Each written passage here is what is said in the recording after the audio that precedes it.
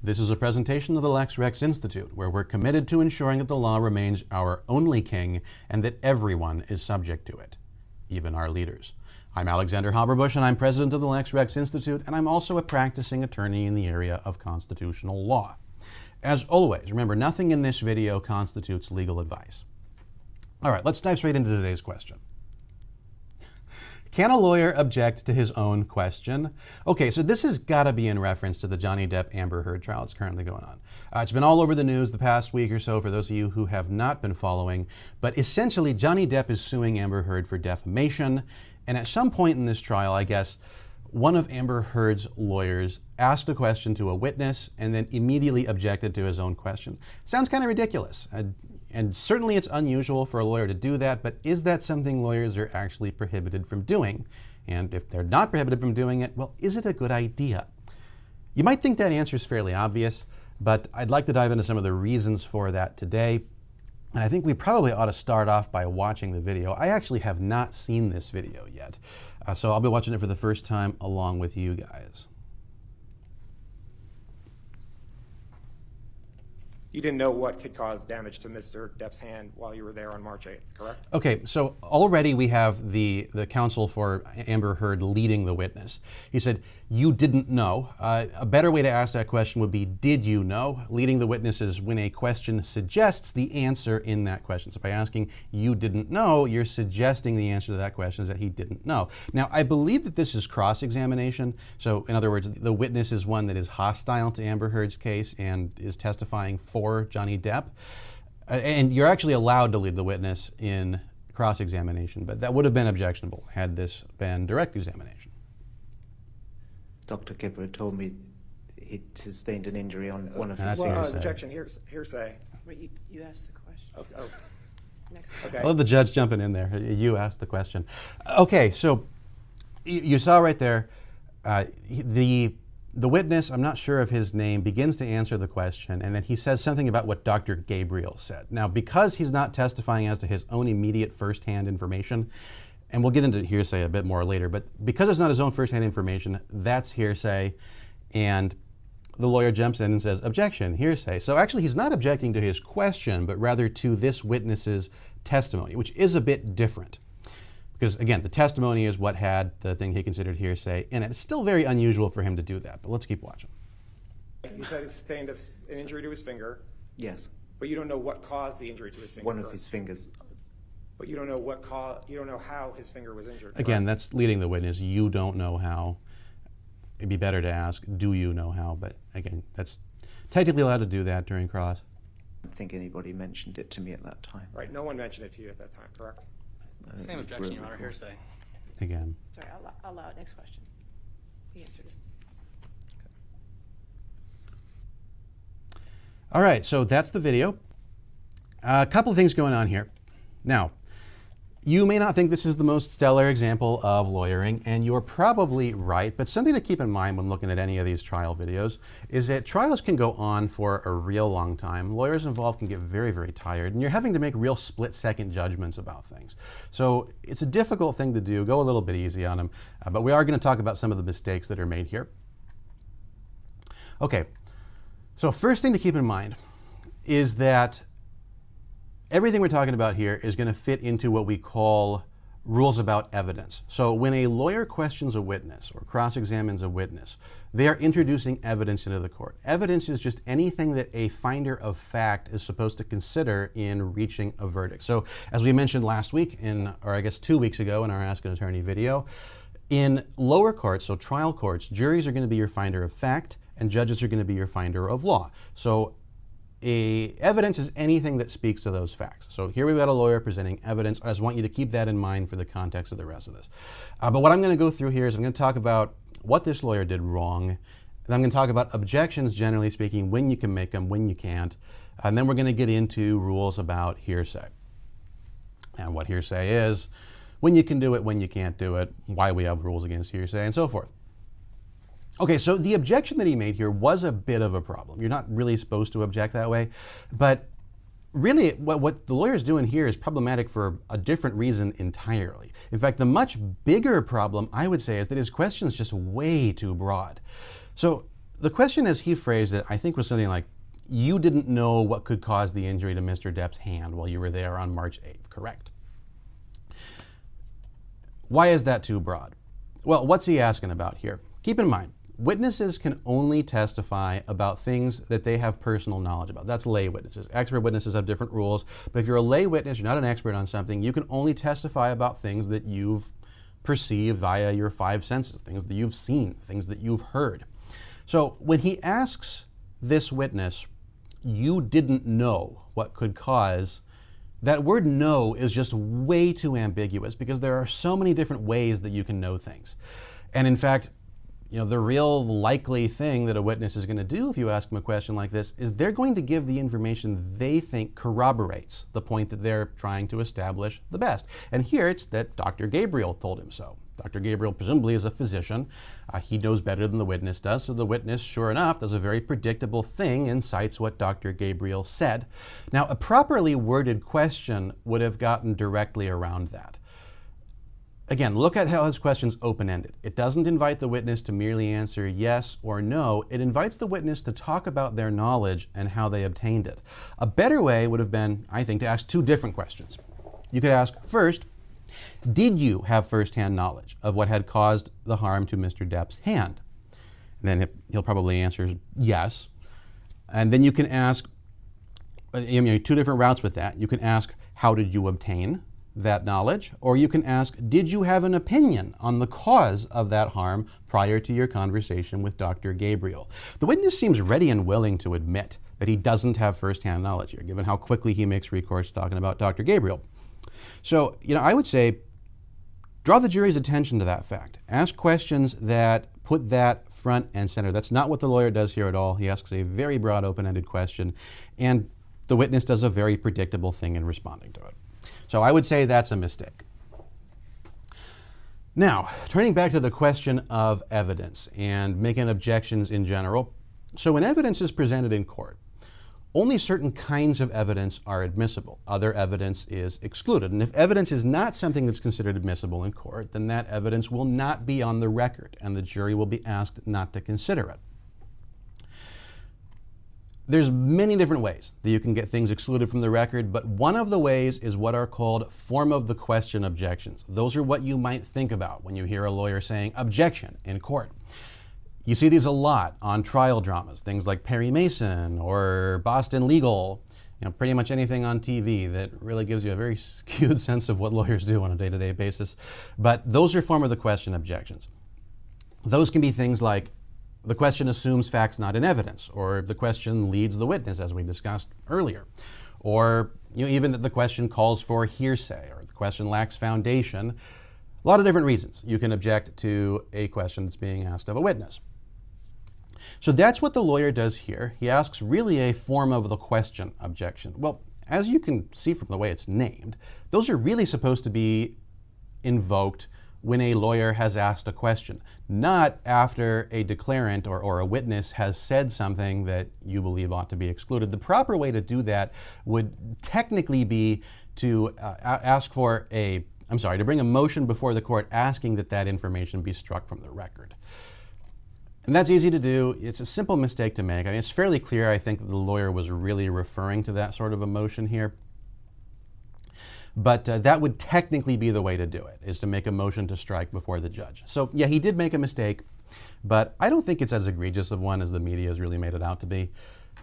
It's fairly clear what he meant, fairly clear that he was objecting to the testimony, not to his question, but makes a better soundbite to say that he objected to his own question. And plus the judge did say it that way, which was a pretty amusing part of that. Okay, so the objection that he makes is an objection to hearsay. So what is hearsay? Well, got a slide for that. Here's common law rule of hearsay. Of course, hearsay is something that's been around for a long, long time. We've recognized hearsay in courts for, basically darn near forever.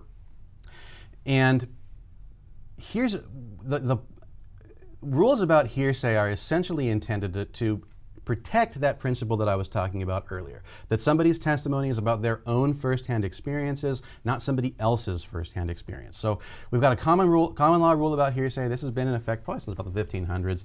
This rule is that hearsay is defined as any evidence that depends for its value on the credibility of a person other than while that person is testifying at a trial or hearing. That's very complicated and has a lot of clauses, but all you need to know about this original common law rule of hearsay is that it's focused on the person testifying, the declarant, as we like to say it. Now, here is the statutory definition of hearsay, or the more modern common law definition of hearsay too. This is from the Federal Rules of Evidence, but nearly every jurisdiction in the United States has a very, very similar rule on hearsay to this. And sort of the way that we like to summarize this is an out-of-court statement offered for the truth of the matter asserted. Notice how this one focuses on the statement, whereas previously the old common law rule was focused on the declarant, focused on whether or not the declarant was credible. This one focuses on the statement. So the only difference here is that the old rule focused on the person speaking. This focuses on what the person speaking is saying. It's about all you need to know. From here on out, we're going to focus on this Federal Rule of Evidence rule or modern rule. So just to summarize, that's going to be an out-of-court statement presented for the truth of the matter asserted. Okay, so what does that mean? Well, let's break it down. An out-of-court statement, so that would be something somebody said while they were not in court, presented for the truth of the matter asserted. So in other words, it can't be something where, if I'm testifying about buying groceries, and I mention that I bought groceries because my wife told me that we were out of milk. I could say that in court because I'm not trying to prove to the jury that we were in fact out of milk.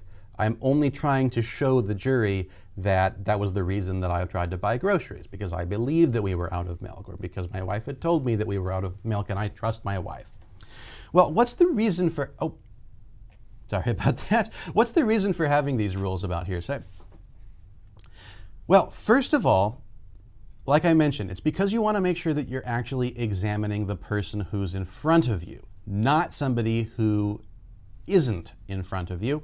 And there's a number of reasons for this. First is going to be sort of Sixth Amendment reasons, that we have a right to face our accuser. This is the Sixth Amendment Confrontations Clause. You can't be tried for a crime unless you can face the person who's accusing you of that crime. This is actually way, way older, even than the Sixth Amendment. We actually, in the Christian Bible, the Apostle Paul references this in the book Acts. It's chapter 25, verse 16, where he says, "It is not the manner of the Romans to deliver any man to die before that which he is accused have the accusers face to face, and have license to answer for himself concerning the crime laid against him." So in other words, you were able to face your accuser even under the Roman law. That's been a long protected concept, and that carries over with our rules of hearsay today.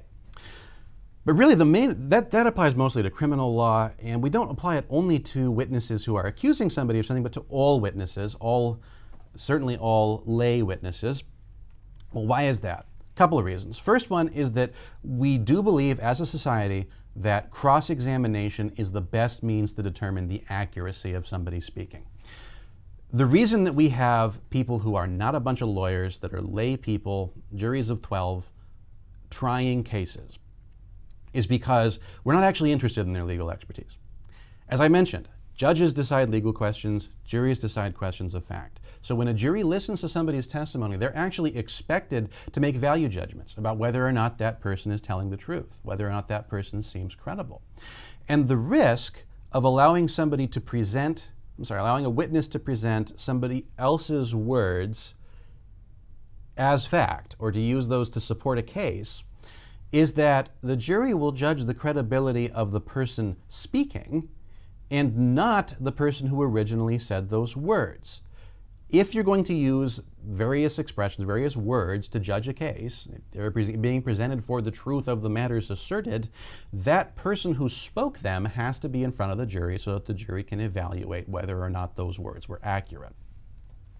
Another reason, probably even a bigger reason, is that all depositions, all trials, everything where a witness testifies is under oath. And that's conducted under penalty of perjury. If somebody in court a witness testifying in court says something false, they can be held accountable for that later. It's actually a crime called perjury if you can show that what they were saying was false. You and I talk. I can say something to you, you can say something to me that's totally false. Nobody can hold us accountable because it's not illegal to lie in our day-to-day lives. So things that are said in court are considered to be much more credible than things that are said outside of court. Therefore, if we want something that is being presented for its truth to be said in court, we want to make sure that that thing is actually being said by somebody under oath so they can be held accountable for it. So those are sort of your two main reasons why we've got rules about hearsay at all. There are also many exceptions to the rule about hearsay. You can find these in Federal Rules of Evidence 803, 804, I think 807. Rule 801 also has what they call things that are not hearsay, so basically carve-outs from the definition of hearsay. But things that are exceptions to hearsay are going to be things like excited utterances. So when the person said the thing that you're now quoting, they were animated by the circumstances such that they said it excitedly. Well, we don't really think that that's going to be suspect because we don't believe people excitedly utter things that they don't really believe. So we're going to allow that in. Other things would be like a present sense impression. There's a variety of exceptions to hearsay. I'm not going to go through all of those exceptions to hearsay right now, but suffice it to say that there are some. Anyway, hopefully that sort of shows you the reasons why we have hearsay rules and explains to you why the lawyer did what he did in this Johnny Depp Amber Heard case. And I think this is a good segue into talking about what has become sort of really a big issue in the law in recent years, which is that, I hope you've seen through this video, that we have pretty rigorous standards for the kind of things that are acceptable in court.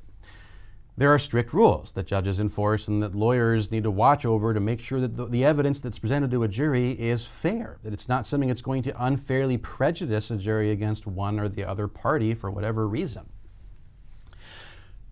Well, what we've had in the past few years is really a proliferation of pundits and commentators who don't know those rules and frankly don't really care about them, but who want to comment on cases anyway. And that's fine to an extent. I think there's a lot of cases that have plenty of public interest. People ought to be commenting on them. But nowadays, I've seen people on YouTube doing live streams of the entire Johnny Depp Amber Heard trial, where they'll just give hot takes for the whole thing. They'll respond to things in real time as people say them. Well, I really hope that sort of thing is done with at least some deference and care for the legal process, because we are not subject to the same protections that the jury is. When we as third parties are watching the news, watching pieces of this trial, we may not know which things are being properly presented and how in the context in which we're supposed to take them. Now, even if we look at the same information that the jury does, remember, juries are given very careful jury instruction by the judge, where the judge will give them only specific issues they're supposed to look at. They'll tell you, if XYZ was true, you have to rule this way. So they're not just ruling on their opinion or the way they feel about the parties, they're actually ruling on the basis of fairly carefully curated criteria that is consistent with the law as written. So, I think there's a real risk in the kind of commentary that we've gotten on legal matters in the past few years. Frankly, having cameras in the courtroom, I think, contributes to this, because video has a tendency to be sensationalized. And that's exactly what we saw with this video. The title of the video that I just looked at was Amber Heard's attorney objects to his own question. Well, as you saw, that wasn't really true. And you get a lot of reporting like this when people are not careful to use judicious restraint in what they're saying about the legal process. So I want to leave you with that thought. It's very, very important to make sure that we are guarding our legal process, or we are literally abandoning the rule of law to the loudest voice, or in worst case, the loudest voice, if not just mass consensus or whatever people happen to believe about something. So we don't want to go down that road. And Lex Rex is dedicated to ensuring that the law remains our king, not mob rule. So if you do feel moved to contribute to the Lex Rex Institute, please go to our website, lexrex.org/donate. We do appreciate your contributions, and every penny helps. I always try to relate these videos back to some case we're working on. We actually have a number of defamation cases right now, but at this point, all of them are still privileged and confidential. I can't mention any of the details, but watch our newsletter, subscribe to our newsletter on our website. You will be getting information as those come out, and they're things that may have a substantial impact on the way defamation cases are heard, but we'll have to wait and see. So again, this has been a presentation of the Lex Rex Institute, and I'm Alexander Haberbush. Thank you very much for watching.